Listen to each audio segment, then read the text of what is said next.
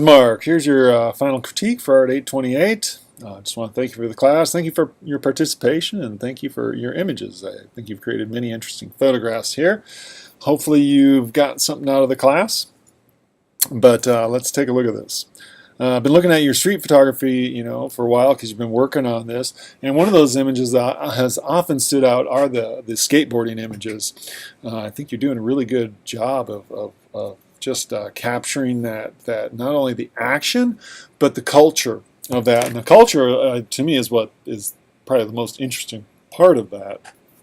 I was never a part of skate culture, but certainly have friends who were and are a part of that.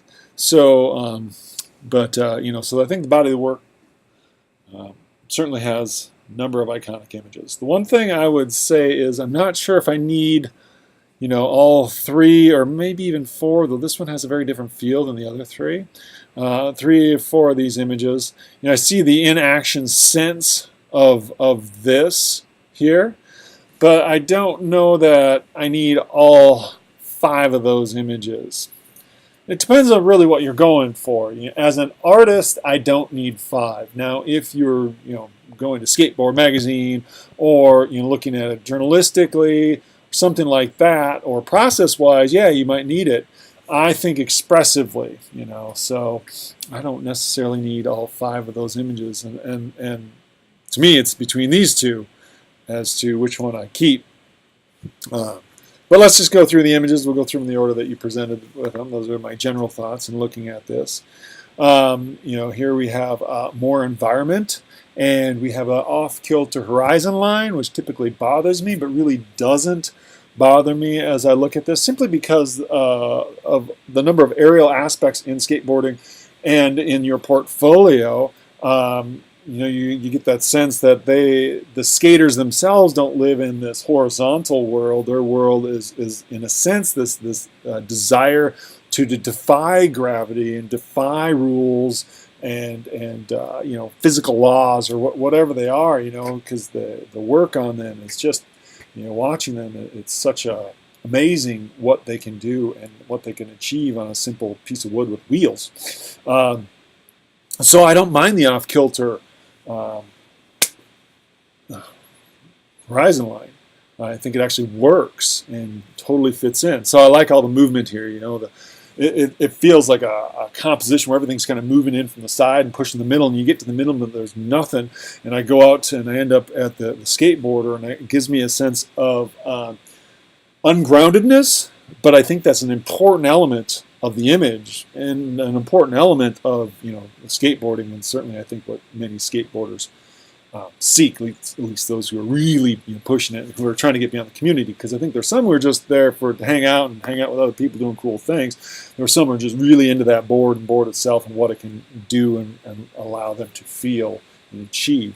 And so those are like 2 different parts of this culture. This is, the figure here seems to me a more cultural part of that. And again, your horizon line is off, but again, it doesn't bother me because I think that seems to be the whole point of the culture and the whole point of, skateboarding. There's positive and negative aspects to that culture, I would say, a lot of positive work and energy and practice and dedication and amazing physical feats and thinking about and creativity. So many good things. There also can be this flip side of this where we kind of have this thought of the groups and the rebellion and the dabbling in things like alcohol and drugs and cigarettes, and that's certainly not true for everyone, but there is that, I would say, some tendency of some members of that culture to be there, and they're there for those reasons as opposed to the skateboard reasons. And I don't know where this individual fits, but you're getting like I don't even know what this is, American Club Gambler. Those are interesting things. I don't know even what the product is, but just the word gambler, kind of fits that connotation. The rugged look, the tattoos. This image to me is about the culture. So, and then this image is the same figure, but this is about the board and the action. And what a lovely in-action photograph And I do think you gave me both color and black and white, but I really react to these images more in black and white. I don't know if it just adds that sort of documentary feel, narrative feel to it more than the color ones. The color to me didn't add anything, and if it's not adding, maybe it's just detracting. So I got this image, and then the similar ones, and of these, I feel like it's that first one that I want. Though I like this one as well. This is a very different feel. It's all part of the same thing. It has a very different feel. This is that moment of airborne, that moment of weightless, that moment of defying laws of gravity and rules, and that feeling of freedom, which I think is some of what the psychology of that is about. I have not skateboarded, but I have, downhill skied and snowboarded, and, just love that feeling of that sort of freedom and defiance and fluidity and movement and groove, that one can experience doing these events. See, this image is very different than the other one. I love the composition. It says something completely different than the Airburn one. They're part of the same series. It's interesting. The other two fulfill that sort of action, and maybe you want to leave that because you want it, because to me that's that duality as I've been talking about. I'm sorry, I really didn't read your artist statement. I try to make an effort to read the artist statements before I talk about these, and I was just kind of was moving on. So I'm not even sure if that's what you're doing. But you say a collection of opportunistic situations combined with people will be my choice of theme. The heart I'll try to capture is the spontaneous marriage between people and the moment. Okay, yeah, I mean, you got this, live in the moments here. Here's another moment. I'm trying to decide, like, this one is interesting as that moment that you spoke about. Trying to figure out how to separate. Do I want to separate this visual from the background? And in some ways, I kind of like it because there's this action and there's a sense of chaos, but it's controlled chaos in the skateboard. But we feel the same way almost about our environment. With the trees and ecology. I'm a landscape guy. I'm an environmentalist. I think about those things. I see those trees back there, the ecology, but also looking up in this park situation, intentionally put there, so there's this rearrangement, but also you can't control it, what the tree is going to do or how it's going to act or interact. We can try, but we can't, and that same thing is reflected in the skateboard. And I kind of like how they kind of mush together here on one hand, and on the other hand, I'd be curious to see if we could like separate that figure, and maybe this is one where the color would actually be better. I should maybe go back and look at that. And see if the color is separating it in a way that helps emphasize that individual that the grayscale does not. So let's go back to your album. Maybe actually I probably just need to click on you to get to the other album, and see if I can see that image in color. So yeah, I mean, see, look how much more the separation of the figure here, right there is that image. This, I wish the car wasn't there. Photoshop that sucker out. But, this is nice, and this is nice. This is the image, though. This is the one that captures that moment, that freedom, the decisive moment, as it has been called in the past by Cartier-Bresson. So, good. Yeah, this one I think is a little bit better in color. I do wish the car wasn't there. Distracting. See, it's funny, in the black and white, I don't notice the car really at all. I just get caught up in that action. You might be able to, like Photoshop-wise, just like isolate the figure, feather that, and then inverse the selection, and then take this down in Photoshop so it's a little less contrasty back there, and put that more of that emphasis on the figure. That could be an interesting technical sort of thing to explore. Yeah, here we're getting to that cultural aspects, the cigarettes and the rebellion and that sort of stuff. And I think it's interesting in this one where you actually have the horizon line is square, and then you got the characters here in the foreground, and the actions and the overt tattoos, so there's a nice interaction dialogue between what's going on in here. And, so it's sort of a nice portrait of the individual here. And it's like this very candid moment. Like here, it's almost like looking a little tough and a little bit cool. And here, I think you maybe see more of him as just an individual, because we all put on these masks and different things, different places, different groups of people we hang out with. So And then there's this image, the intensity and the riding while smoking, just like, flipping the bird at the man, in a sense. That's a nice image too. Wow. I love the arms. I like the overall landscape, the extended landscape format that you present this in, this really long, wide angle sort of thing. But what makes it is, obviously him, his airborneness, but then how it interacts with this line here. I love this line, this diagonal line interacting with his, own diagonal lines. Like everything just comes together so well in here. He's at one. He's in this moment that you speak of.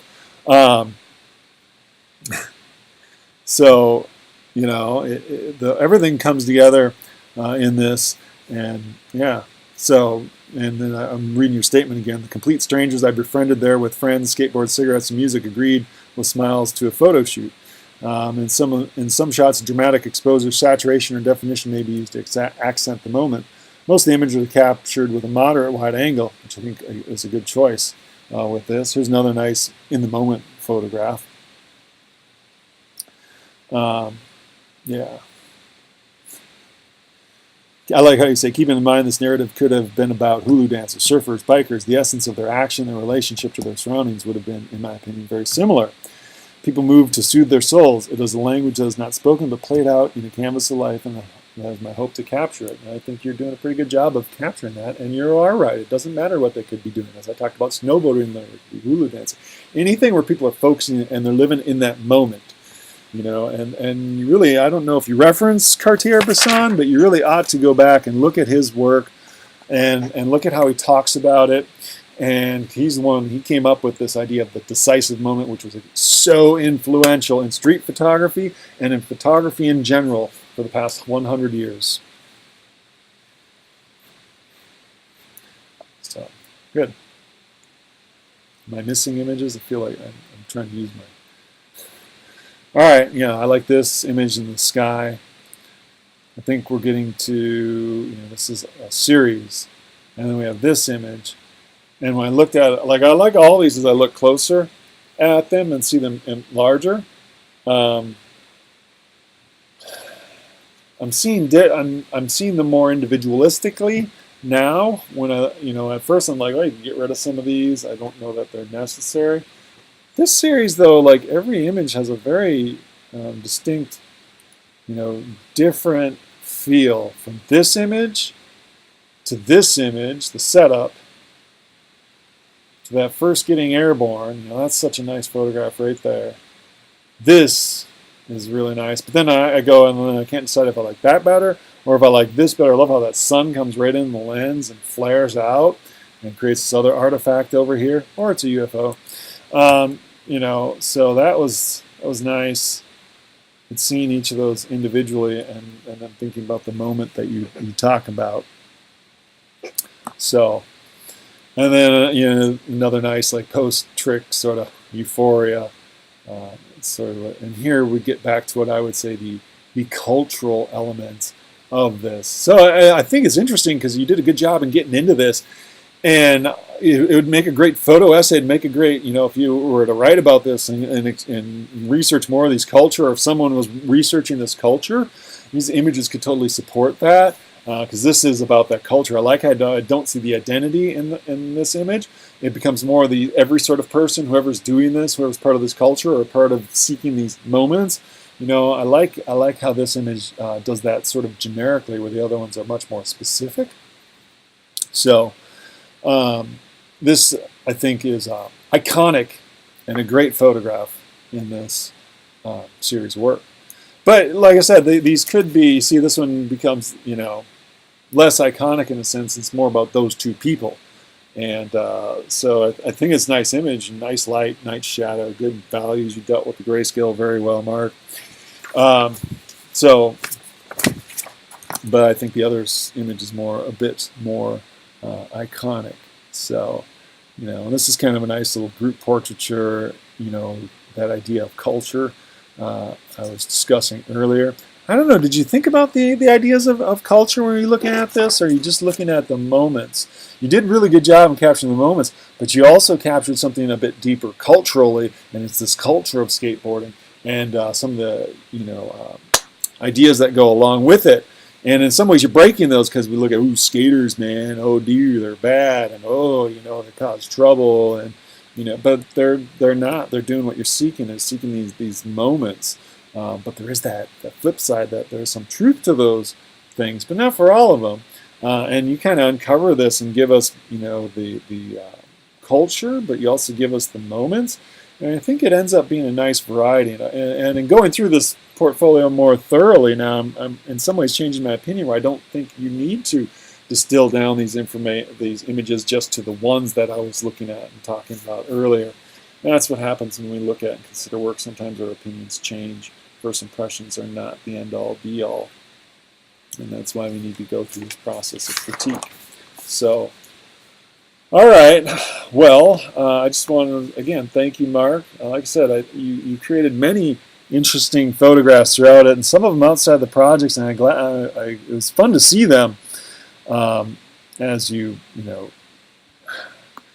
were exploring. The moon shots I thought were also interesting. Your flower photographs. This one was funny. It kind of related to one of the other students' work in class. But where the heck did the moon? These were like stunning photographs. Like, that's a nice photograph. That's a really good. I don't know what you're shooting that with. Super big lens. But that's a beautiful photograph there. The out of focus sort of moon. I never really tried to capture the moon that sharply or crisply. Some other images like these, there's something going on also with these images. I don't know, I keep on turning that one upside right, but there's something about upside down that's entertaining too. You've got a lot going on, and then some of your explorations with the painting with light were really, these images are like, wow, so Dali-esque in a sense, but they go beyond that and are more contemporary. So, I don't know, I get the sense photography is not your innate language you play with all the time. You certainly have a good feel for it, and curious to see if you keep exploring it, what you come up with. So, thanks again for taking class. Take care.